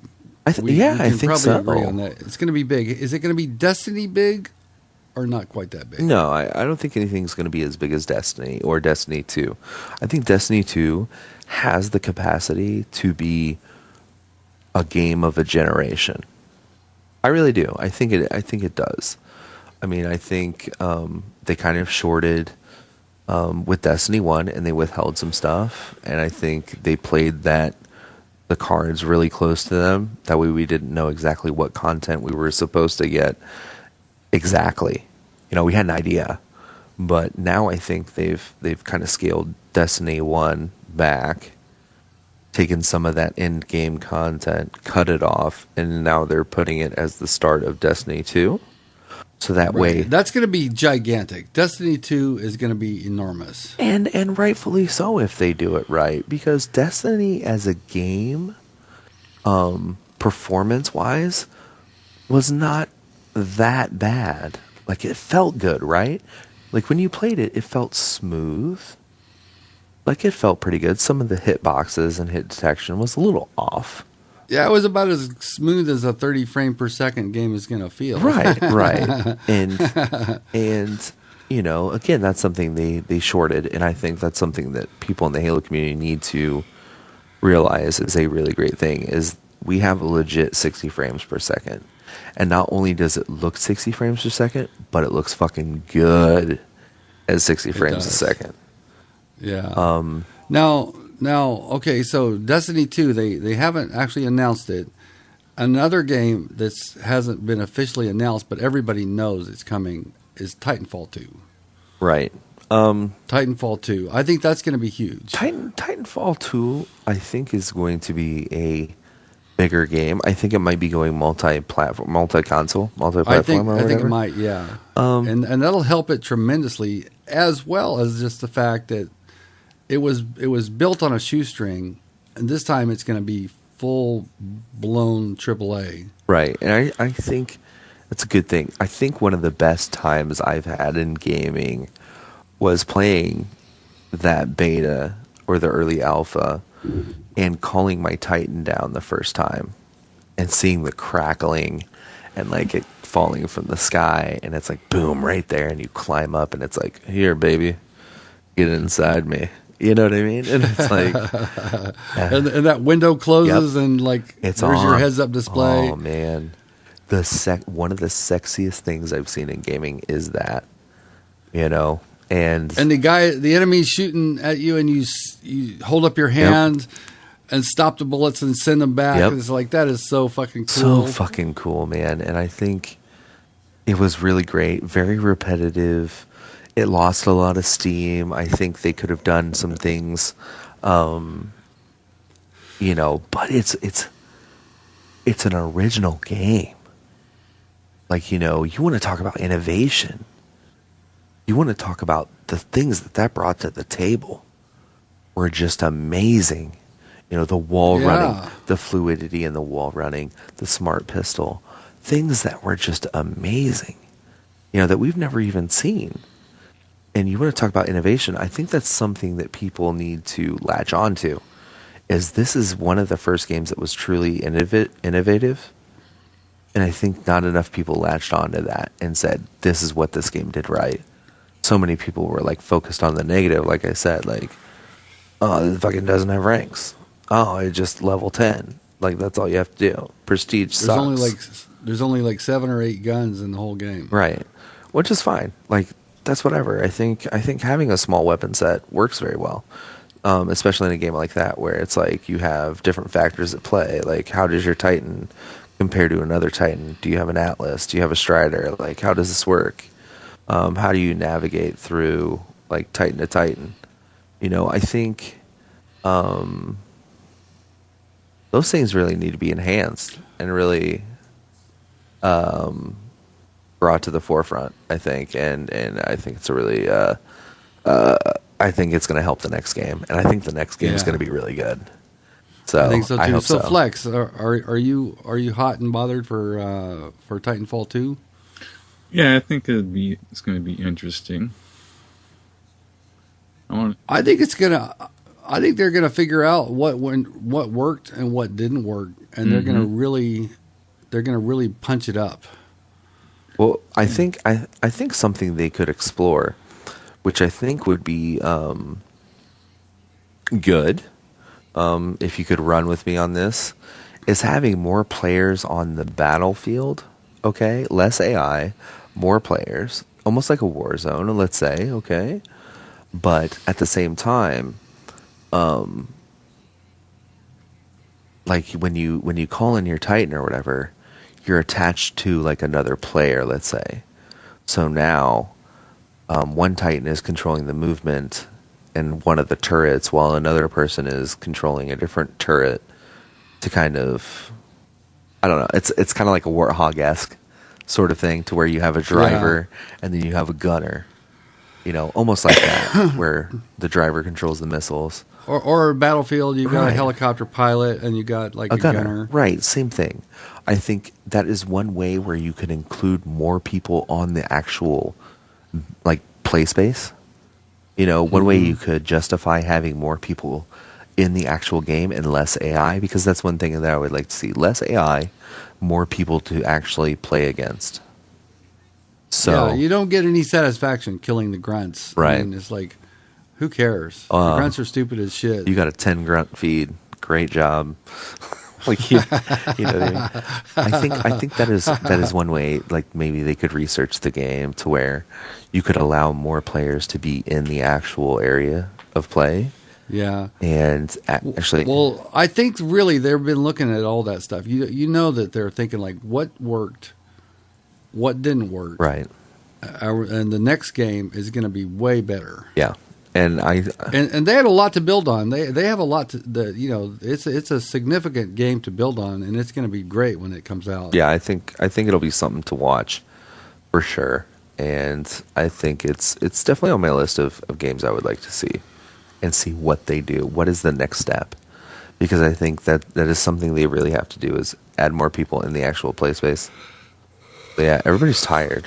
I'm tired. Yeah, we're tired. It's like Sunday night. Yeah. Well, do you think we ought to call it a show? Yeah. I mean, I've tried to get on here like 5 times in a row now. It's never worked out, but thank God it worked out this time, because I love talking to you guys. Yeah. Well, we love having you, and nobody is. Well, go for it, Flex. Nothing. I just said yip. Yep.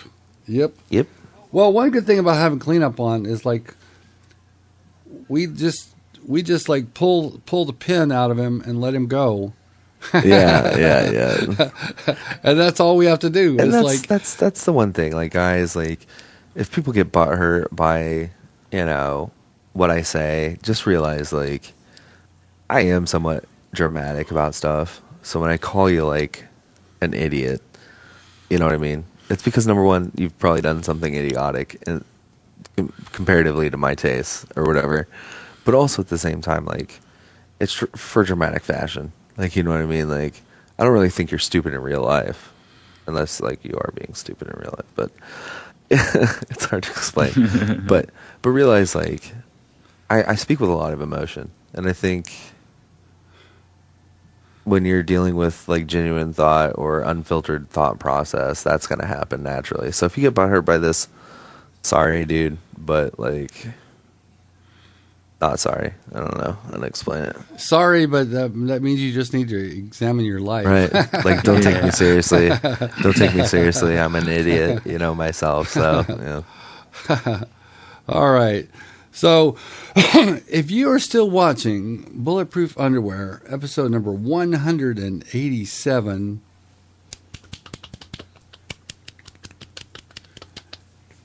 you need to probably move out of your mom's basement. Yes.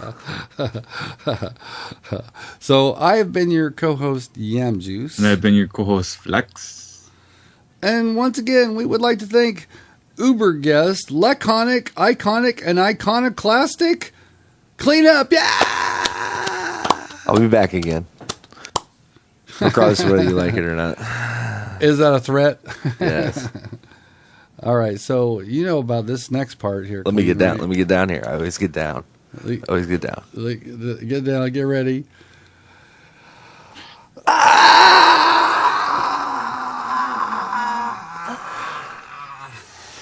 Oh, shit. Well, thanks for I'm too old for this shit. Thanks for having me, guys. That was good. All right. Oh, let me stretch a little bit here. Ooh. All right. Oh, that feels that feels nice. Well, happy post Super Bowl, everybody. Yeah, definitely. It was fun talking to you guys. There's only one thing left to do. Take us out, Mr. Flex. Bye, everybody. Bloop.